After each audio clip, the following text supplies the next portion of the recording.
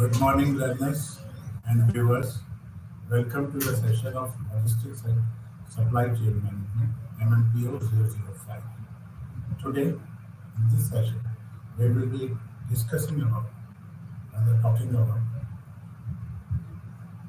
transportation, warehousing, what they are, how do they work, and how they are important for the supply chain management. We will start with transportation. Basically, the thing is that what is meant by transportation? As we are aware that this is the most fundamental part of the strategic logistic management. It comprises includes of all costs associated with the movement of products from one location to the another. And if we talk about in terms of the cost, it ranges from 5 to 6% the total retail value of the product. Transportation is basically the movement of product, material, and services from one area, both in-house and outbound. It can also be said that it is a movement from one node of supply chain to the other. As Pradhan Deshmukh and Monty, by providing for the swift and uninterrupted flow of products back and forth through the chain, transportation provides a sort of lubrication to run the chain smoothly. It also permits penetration of newer markets far from one point of the production.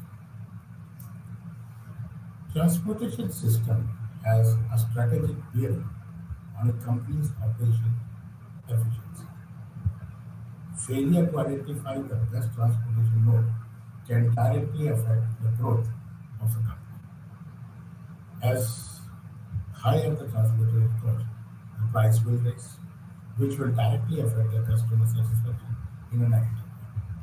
There are three factors, as they were mentioned by Gatoma and Walter, which are required to be considered are customer, environment, and product and company. Therefore, in order to identify the right transportation system, the following have to be considered. That is the impact of the transport system on the supply chain. And secondly, what are the factors that determine the choice of transport? Who are the customers to your product per se? What are the environmental factors? What is the product? And what is your company's profile? Consideration influencing transportation includes customer communication, how customer places the order. In order to obviate delays in transportation and handling of logistics, both the supply and the distributor are relying more and more on the electronic transfer system as we are in IT and internet. This will help in considerable reduction of time delays and effect better cooperation between regions. Then comes the market coverage. Transportation influences the size of the market covered in a big way. The characteristics are costs, flexibility, reliability, and availability. The product per se will influence the economics of the city. A low volume and high volume value product will be able to support higher costs, which means extended delivery distances and increase in delivery frequency. Then comes your sourcing decision. It depends upon the geographical dimension of the source market. It can influence by low-cost transportation system. Unreliable bulk freight service would extend the source market. It was said by Monty and Deshmukh. Companies therefore have to consider a trade-off between quality, price, and the cost involved in delivering the processing point, that is, the volume and the cost of transportation. Manufacturing operations. Most of the transportations has a direct bearing on the location of manufacturing market sector. That is why extraction-based units are close to the source of raw material, and the products related to the customer satisfaction are closer, that is, near the customer hubs. Then comes your pricing decision. This is again the the most important part. Transportation happens to be an important component of product cost. Therefore, selection of the appropriate transportation mode will have a direct bearing on the product cost, with more relevance to the experience. Increase in transportation costs increases the product price, but they are directly affected, not directly. Customer service decisions, both customer service policy and the transportation decisions go hand by hand, and hence one cannot be considered in isolation of the other. It is pertinent to overrule the cost factor while servicing the medical customers, since speed is more important than cost in selecting the transport. That means we can say that it basically depends upon the product value. An effective selection system is we have to get into a system which will help us in transportation. So transport selection can effectively be resolved by adhering to five stages of selection framework. That means what are the stages and how they are related. Stage one is identification of those factors affecting the choice of transport selection. Second stage is categorize the significant factors and identify the potential risks. Stage three is determination of the distribution network depending upon the number and the size of the depots. And stage four is application of matrix analysis for selecting the right transport. Stage 5 is measure and monitor cost continuously. That means with the period of time, this stage 5 has to be taken care of. Now we move to warehousing. As this is one of the most important facets of the logistics scale and work side by side with transportation. It is that segment of logistics function that deals with storage and handling of inventories, starting from supplier receipt to consumption point. The management of this includes the maintenance of accurate and timely information relating to inventory status, location, and disbursement. What are the factors which affect the warehousing design? That is, the type of distributor, value of the firm, quantity and potential of obsolescence, how are they will be out of the use, competitiveness, and the economic condition. Warehousing performs variety of roles. It is related to material handling, which starts from, or is basically starts from receiving, storing, and shipping. Then, if you talk in terms of storage, that maximize customer service by improving product and location position. And comes the transfer of information, because whatever that is the content. This ensures timely and accurate information on inventory status, space utilization, equipment, and manpower availability and transport capacity. In order to develop an effective warehouse strategy, following points have to be taken care of. It is documentation of existing warehouse operations, documentation of the storage facility, and put forth requirements over the planning horizon. Identify the shortfalls within the warehouse that are available, including the deficiencies. Alternate warehousing plans to meet contingency strategy. Selection of best recommendation and update the warehouse strategic plan. As initially we said how to select, so that is what is the method of selection. The selection procedure for a transport mode could vary from simple decision either to identify one feasible method of distribution or to follow the competitors' performance. Market is too big. Competitors are there in the market. We have to take a concise decision how, keeping all factors into consideration, this complex job can be performed well. This is to complex decisions that calculates the cost incurred and produces an optimum solution. Three potential methods were proposed. First one is judgment, that is identification of the important factors affecting the transport mode by the transport manager and the transport mode from one list of alternatives available so that important features of the transport requirements are met. The shortcomings are tremendous in such a process since transport is considered as a service rather than a distributed system. Cost trade-off. This is one of the most important considerations. Here, the impact of transport is calculated in relation to immediate terminal objectives and activities, and the total cost of the distribution system is optimized. This particular approach acknowledges the existence of trade-off within the numerous approaches in an attempt to assess the situation to minimize total costs. Distribution models.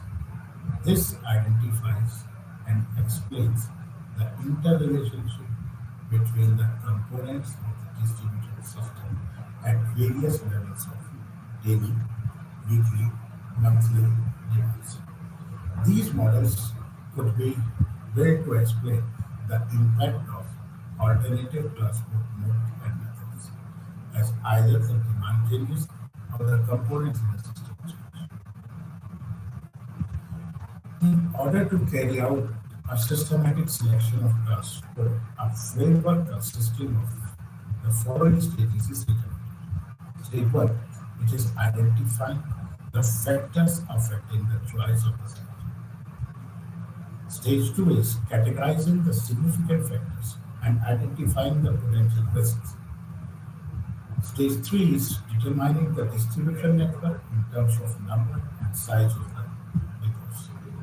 Stage 4 is applying the matrix analysis to select the most appropriate transport method. And stage 5 is measuring and monitoring cost factors. This has been depicted in the figure, how these 5 stages work. A transportation decision. Determining an organization's transport requirement will be used in the following underlying considerations.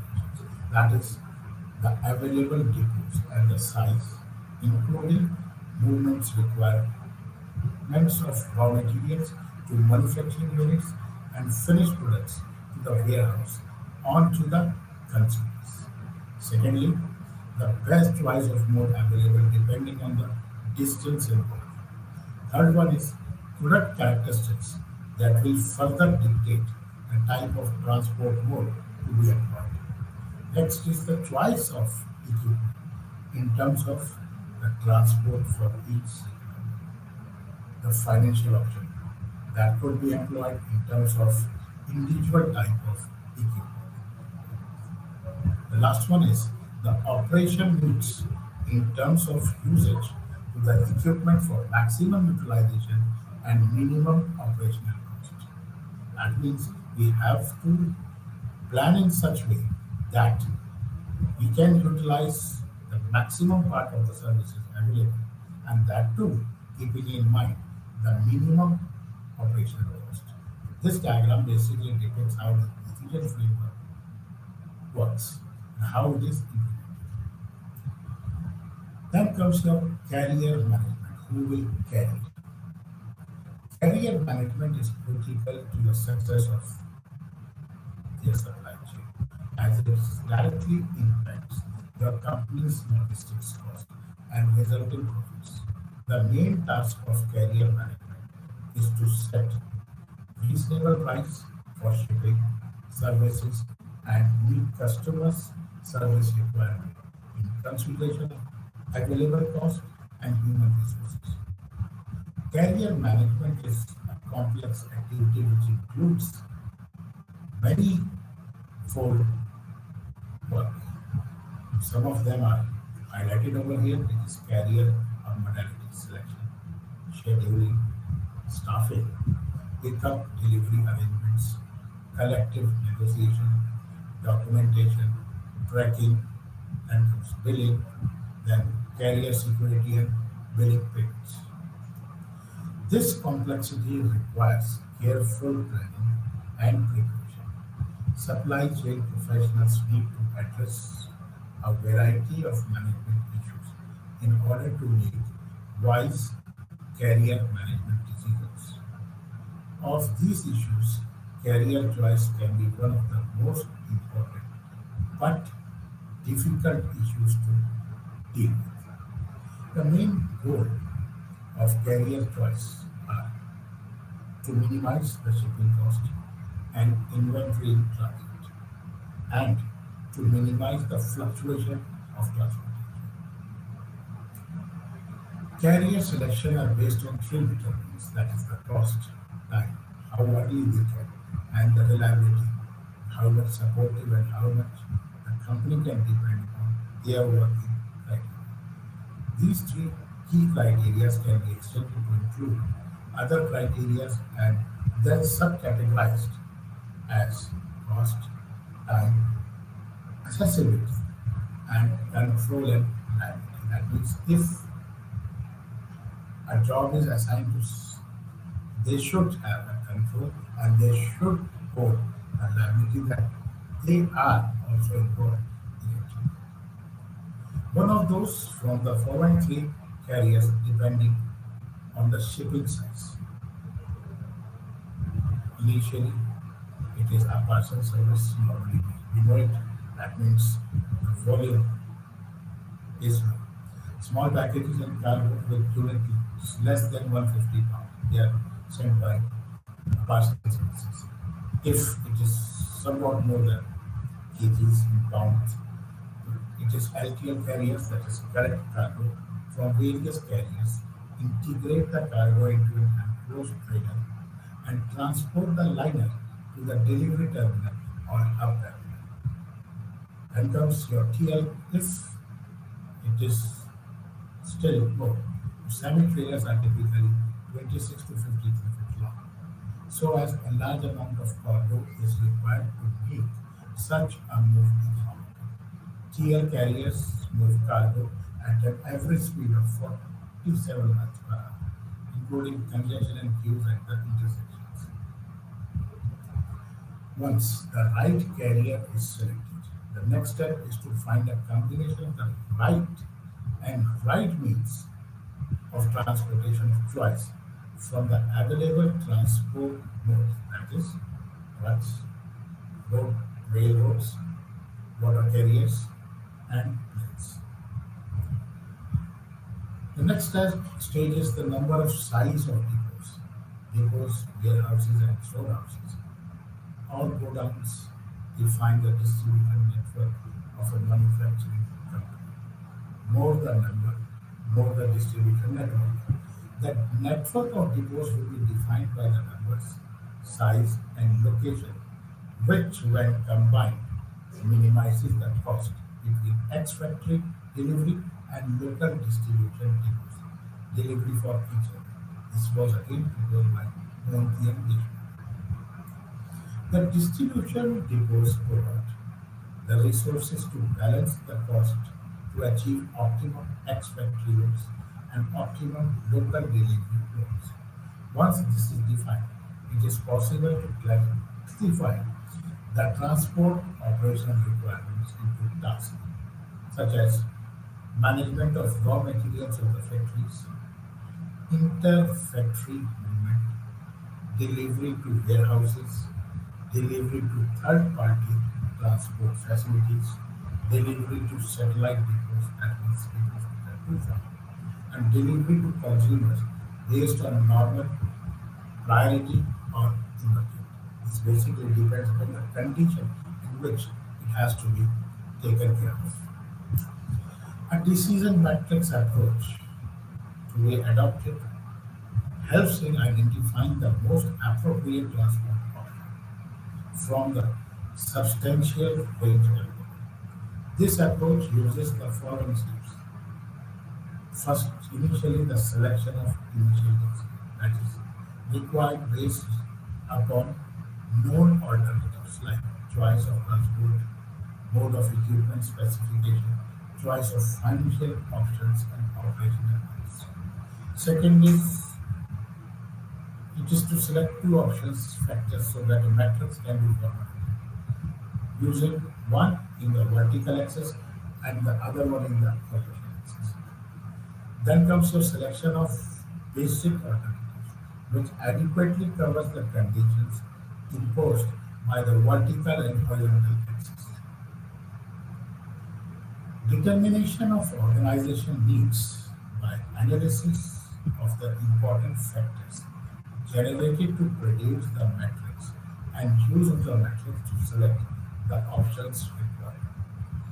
Selection of the resources required by considering the request of the matrix analysis plus other factors of importance. Then, the combination of matrix solutions is to provide an effective and efficient profile which identifies the transport tasks and appropriate resources for the task.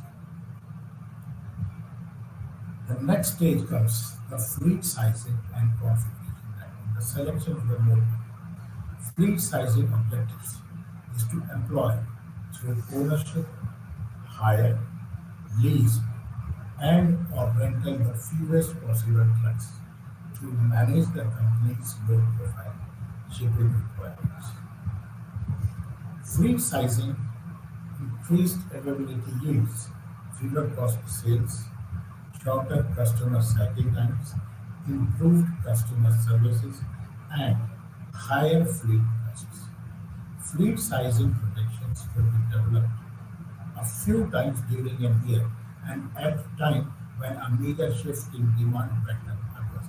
This is what has to be monitored again and again, timely. It can be monthly, after a gap of 3 months, six months, or on year basis, but we have to monitor it to identify the fleet size. Fleet size can be regulated and minimized by utilizing standard size pallets and transport containers, rigorously monitoring fleet utilization level annually, maintaining total fleet visibility, choosing low use periods to conduct routine maintenance, monitoring and charging them events for fleet detention by suppliers, and utilizing the alternative payment means during super peak periods to avoid carrying the burden of an oversized fleet. We have to keep that thing in mind. There is no use if the volume is less. There is no use of using a large container and sending it. That means for that we have to have an alternate method of sending the goods. Then comes your routing and scheduling. As we know that India is one of the best examples of routing and rescheduling, where such activities are optional in the shortest possible time. Roadblocks are there, damages to bridges and roads owing to natural calamities are the major reasons for such free routing. We have seen in the past, we have heard that trucks in lines are waiting due to some slides or due to floods. These are the examples. That means in that case, free routing has to be done, and we have to prepare it. We have to keep ourselves prepared for that conditions. We can plan our travel plans well in advance, but when criticalities are criticalities, and one has to accept such contingencies. Everything doesn't happen as planned. And therefore, every company should gear for alternative arrangements, involving alternative routes, boards, and schedules in case the movement of the shipment is delay in delivery due to routing problems increases cost of the goods manufactured. Therefore, to tide over this, the company has to plan these activities well in advance with detailed coordination and judicious and realistic planning. Companies have to gear itself into such changing scenarios and train such that a very inception.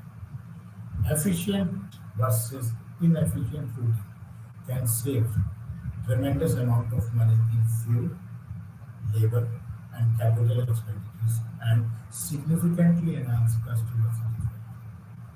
But the thing is that there are still some things which are not in the human control. We have to keep that thing into consideration also. Now, our main objective should be to minimize the total route cost, number of routes, distance traveled, and route time. The constraints that are customer requirements and time available, balancing of the route for the driver to minimize overtaxing, maximum route time, vehicle capacity, start and stop points and route, and infrastructure constraints. This is basically an operational factors for figure which depicts operational factors for deciding the transport mode. You can see that what are the operational factors. It is customer characteristics, environmental, product, and the time.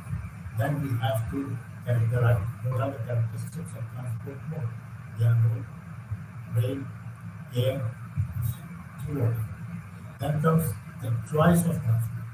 That means we have to keep in mind the cost and the customer service. The various characteristics of alternate transportation mode are useful load, that is the physical capability, and maximum load as percentage of gross weight. Then comes your density, it's cargo density, that is the weight per cubic foot. Overheads, fixed cost as a percentage of total cost, and the productivity that is calculated in tons miles per direct metric hour. This is how the, our transportation mode is used. It is very important to establish and determine the accurate operating characteristics of each available transport mode so that suitability of matching these to the operating factors can be established. Then comes your channelization, that is multi-mode transport operations. The choice of transport mode is not only a choice between the type of the transport, but between the system or a process of transportation, between manufacturer or seller and customer or buyer. It involves separate sectors between the production line to godowns, warehouses, material handling interfaces, and each terminal facility, and the documentation process to support the production. The complete market channel has to be defined and each sector demarcated and analyzed separately for transport network in coordination with customer characteristics, volume, and the operating environment through which the operation is carried out. Each of the sector would require separate transport to be precise. Here we can see that how this channel or different types of channels work. At the top it is the manufacturers, then comes your nature of goods, that is capital goods. If we talk about capital goods, it is in the form of generators, transformers, heavy equipment. That means they are directly sent to the consumers. And if we talk about expendable perishable goods, that is food products, rice, eatables, in that case, they are straightaway when transform the transport into the commodity market through wholesalers, retailers, is which is consumer or the end users. In case of consumer durables, such as fridge, music system, washing machine, household, three levels are there. That is central warehouse, regional godown, retailer, and then comes the end. This is how we have to keep in mind, depending the selection of the transportation in terms of the product. What are the factors to be considered while analyzing the transport requirement of each sector? That means question arises, what should be the basic criteria? Fit of them. These are control, ownership, finances, security to improve documentation and product, and responsive information system, movement of product, handling, requirement of stocks at each level, packaging and safety standards, market factors, labor, what kind of training is required. Then comes your turnover of goods and manpower, risk factors, competitiveness and profit potential. And the last, it is the environmental realities. Though the criteria for assessment is simple, the complications get multiplied by identifying the needs to calculate revenue expected incurred during utilization of product particular mode, as in packaging and labor. Sometimes it happens that repackaging has to be done. That means revenue or the cost is going to capital expenditure incurred in utilization of a particular mode, as in mechanical equipment at the terminals, and associated risk with any capital asset with a life of over 2 years, where the assets would require changes and modifications. These are basically commercials. Then, what are the tools and techniques of reducing costs? No doubt, we have discussed so many things. But at the end, everything has to be put. That means we have to now look at the cost factor and what are how they can be reduced. As a logistics manager, one has to dwell considerably on the correct selection of the fleet, which will further aid in reducing costs and indirectly help in reducing the cost of the product at the end user. The following functions are the domain of logistics manager. That means what the logistics manager has to perform. What are his duties? Or what are in which mode he works? That is negotiating routes and rates, selection, route and fleet, evaluation of the carrier performance, analyze transport costs and services, operating company-owned means of freight and transportation, and finally, loss and damages. Claims. Here we know that in India there are different modes and different infrastructure are there for the transport. There are basic four are there, that is railway, road, water, and air, and they have enormous potential to work upon. If you take in case of railways, there are approximately 62,000 kilometers of line, 7,000 stations. We are right now using three gauges. Earlier we were using three gauges, but right now we are using only a broad gauge. There are 12 million passengers, 1 million tonnage of flights per day. And you might be knowing that Indian Railways have made a flight corridor. That means all the flight related rails will be run on the separate track which is dedicated to flight. That is known as flight corridor. Actually, the entire selection process is very complex work, and one should aim at identifying the right attributes required to implement the company's customer service policy. Now the question arises, what are the main attributes? As Current performance as regards delivery accuracy and reliability, responsibility acceptance to guarantee the service offered, offering flexibility so as to respond to criticalities and emergencies, information for purpose of control, financial stability to ensure continuity of service and for upgrading of equipment. Then lastly it is the integration to the maximum into customer business, sharing confidence, problems and capabilities. Now identification has been done. Now it has to be brought to the next stage, that is the recording. That means documentation, which means transportation documentation. As transportation carriers often are heavy goods, the movement and transfer of those goods should be traced and documented properly. Various documents are needed to verify the acceptance and receipt of goods before, after shipment, and clarify the ownership of those goods. These documents includes a bill of lading, a carrier's certificate, delivery receipts, flight bills, shipping manifesto, shipper's declaration for dangerous goods, a shipper's certification for live animals, and other documents needed for flight planning.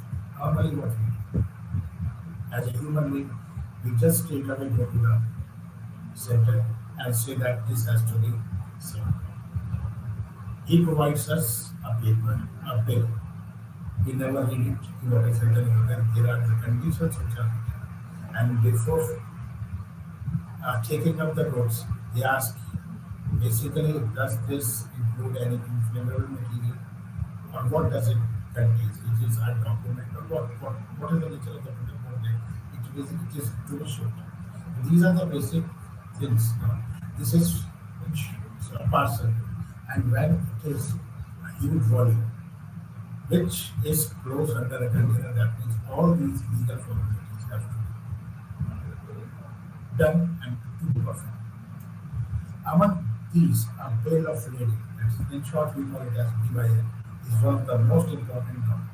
A BIL is a document issued to a consignor by a carrier listing and acknowledging that the specified goods have been received on board as cargo for conveyance to a named place for delivery, the consignor, who is usually identified as HTTP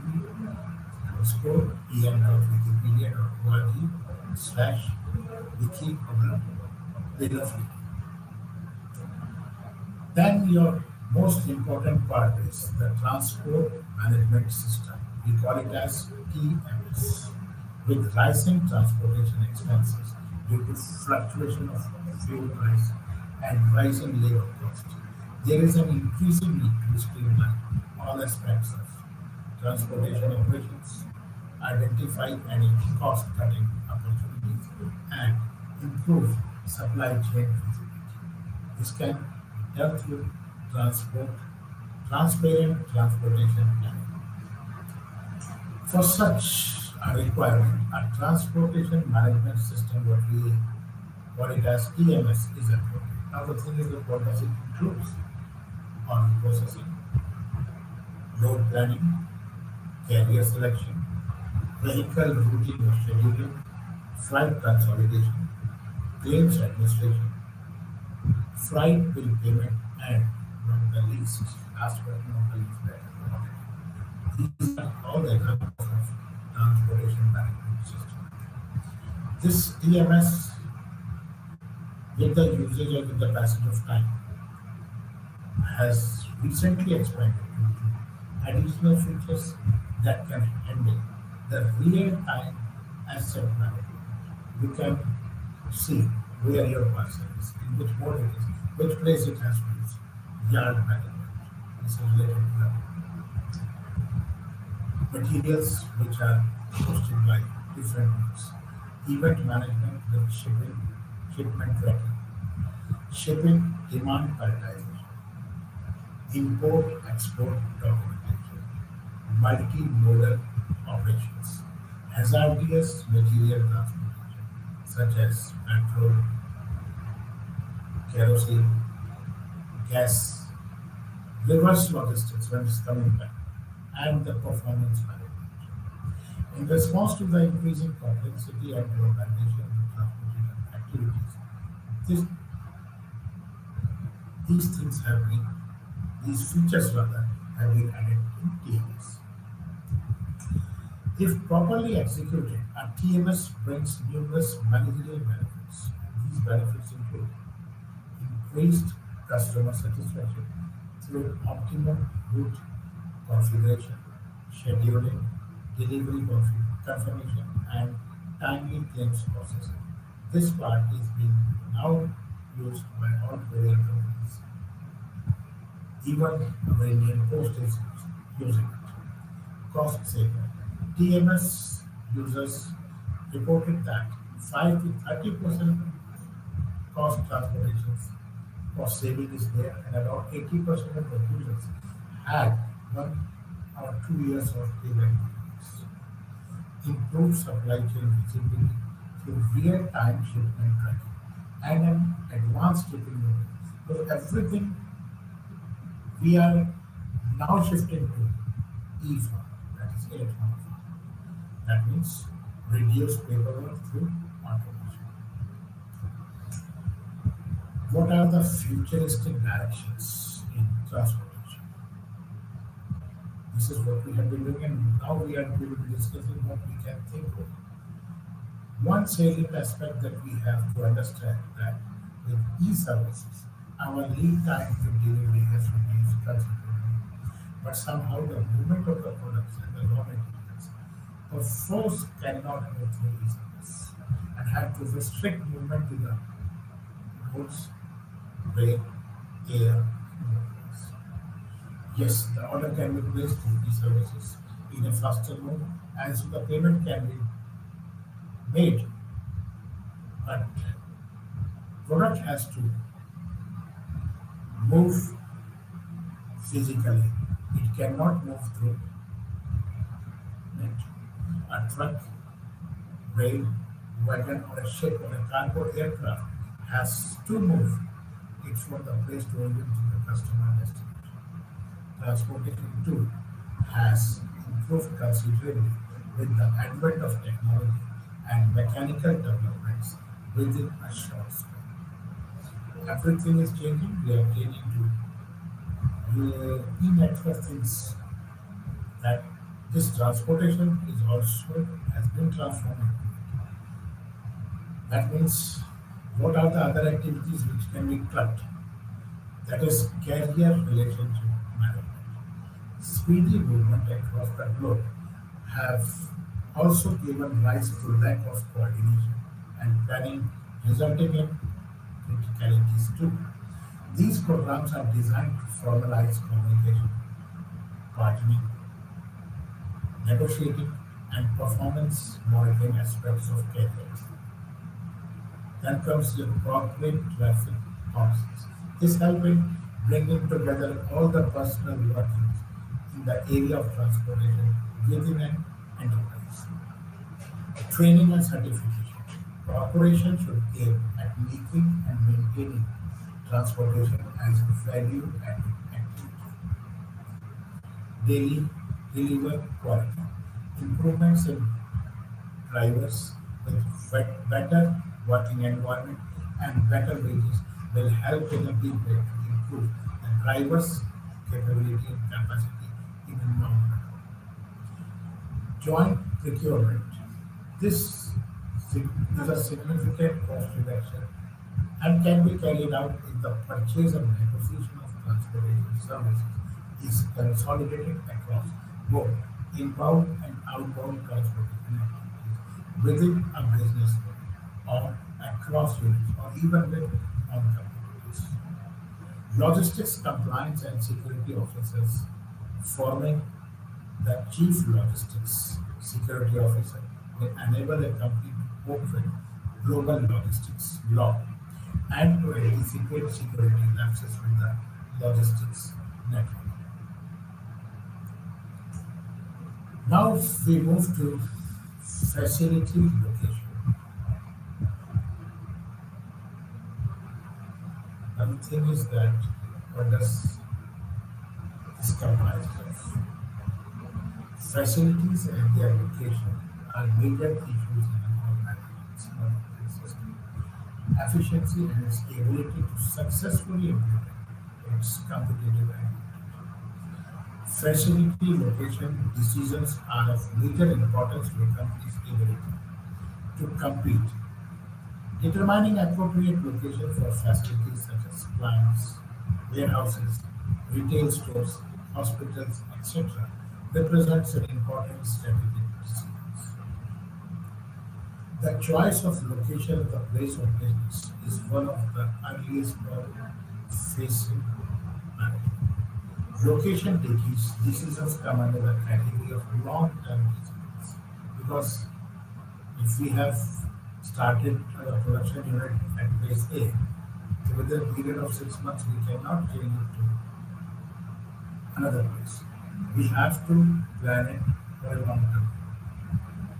In that case, if it involves long-term commitments, a plant location decision cannot be reviewed until after quite some time as they involve huge investments.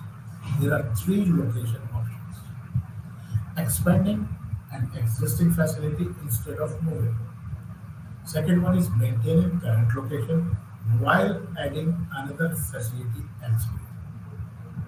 Third one is closing the existing facility and moving to another one. These are the three options. Normally, what we can think of. These are to be performed. The location decision is very much dependent on the type of the business. For industrial location decision, the strategy is usually minimizing costs. For retail and service organizations like hospitals and hotels, the location decision focuses on maximizing revenue. And the location strategy of warehouse is driven by a combination of cost and speed of the delivery. Normally, if we are talking in terms of hospital, we try to start up a hospital venture near to the residential places where the services can be provided, but the patients can reach it timely. The objective of location strategy is to maximize the benefit of location to the fund. This figure depicts the key elements of the logistics system or the production distribution system. Now the thing is that how the dark arrow shows the flow of goods. That means it starts from suppliers to the manufacturing plant to the warehouse to the retail store, and then to the customer. And this dotted arrow, which is moving in the reverse direction, are providing the information. The key elements of the production distribution system are transportation, inventory, and order processing.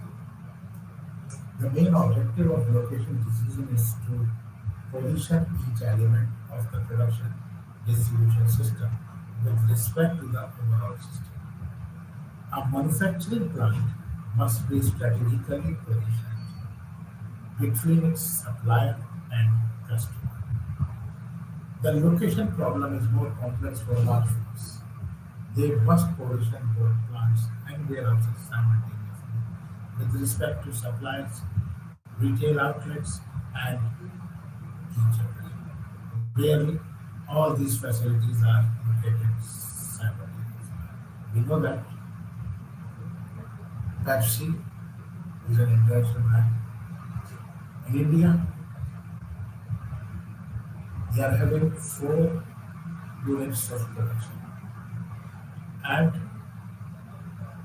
at 4 corners, and you can see, you can think over how their supply chain works. Plant location, there are two factors which are used or on which the location decisions are based. That is quantitative or objective factors and qualitative or subjective factors. These objective factors involve cost of the land, transportation cost, utility rates, etc. And the subjective factor includes labor availability, climate, community environment, quality of life, and local governance. And in a broad sense, we can see that how these are linked clubbed together. If you talk in terms of transportation factors, it is the proximity to the raw material source, closeness to the market, mode of transportation, and transportation costs. Utility factors include power, water, fuel, waste disposal. Labor factor, labor can be easily available. What are the labor laws and availability of the skilled labor, labor costs. Climate, community, and environment that include the climatic and the living conditions of people over there.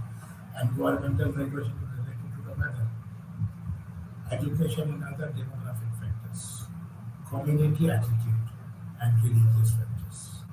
And lastly, it is the states and the local political factors. It includes the taxation policies, tax structure, and political risks. What are the steps in location planning? Location planning involves the following four steps. First one, to determine the criteria to evaluate location alternatives. No doubt we have in our mind to minimize the cost because every part has a cost component associated with it. Secondly, identify relevant location factors.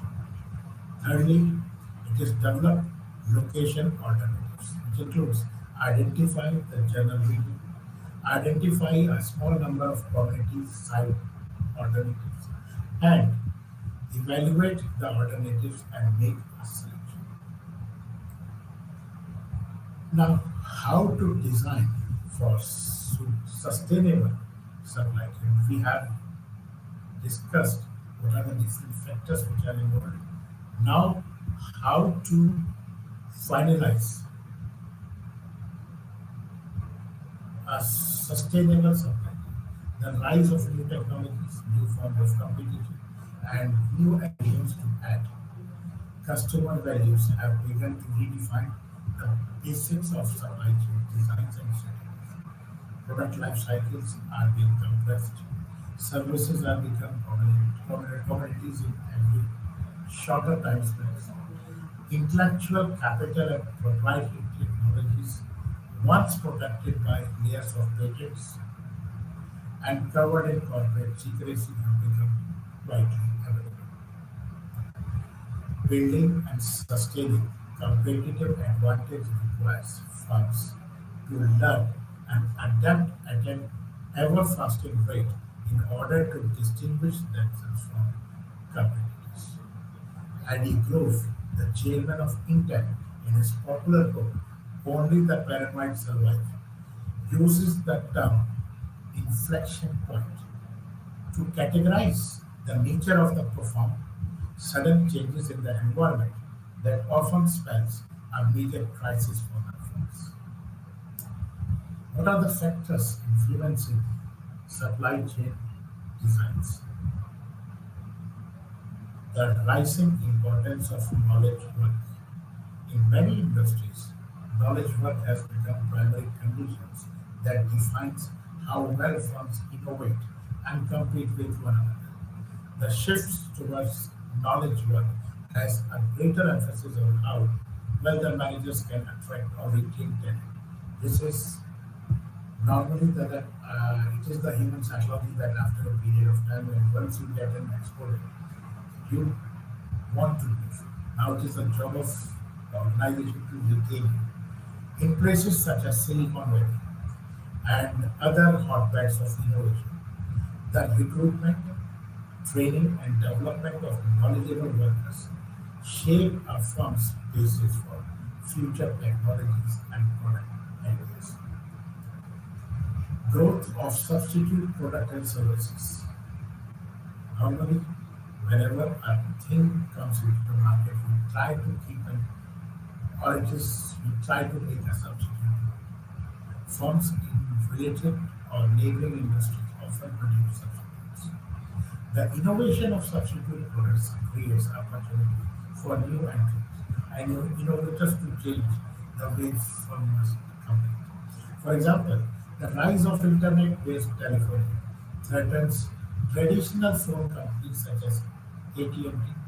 The growth of video on demand threatens the infrastructure of many entertainment and network-based firms. Rising information intensity.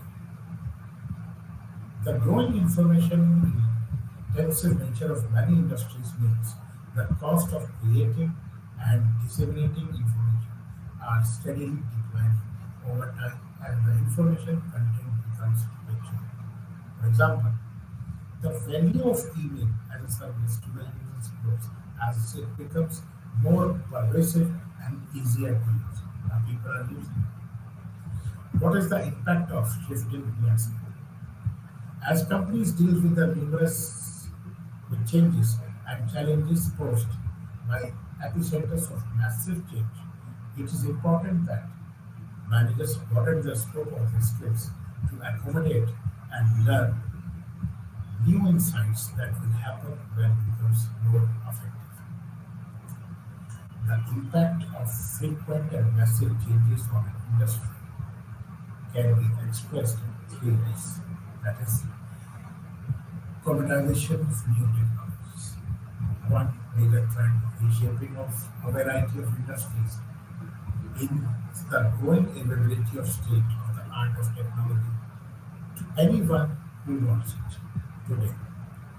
Innovations are becoming commodity-like products. For example, new technology products like virus scanning software and fast modems to connect with Internet are rapidly become standard features in many of today's computers and electronic products. Rather, we can see that we have internet in our mobiles.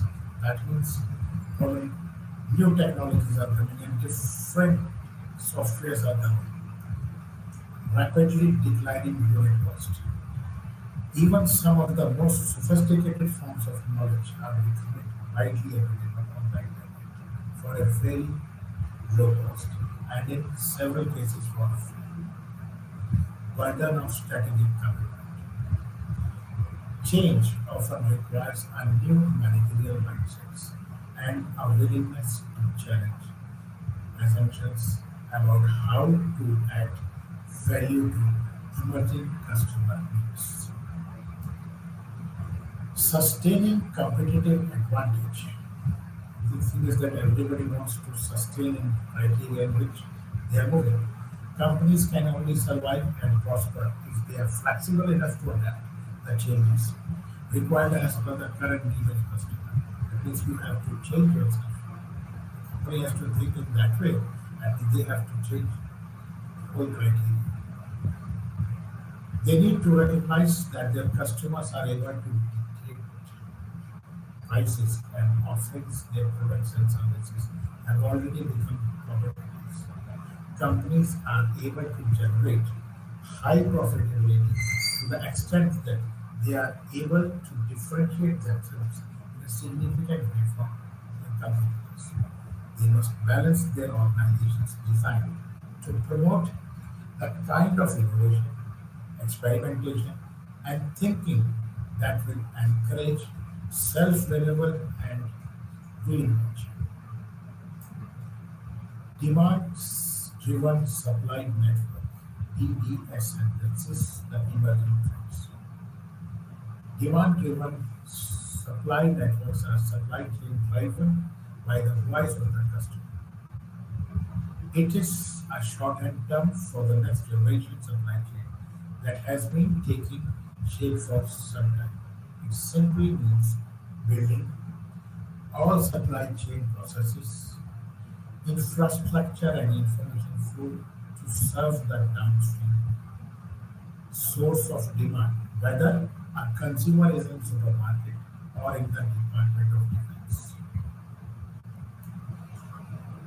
Deviation matters to growth, profitability, and valuation.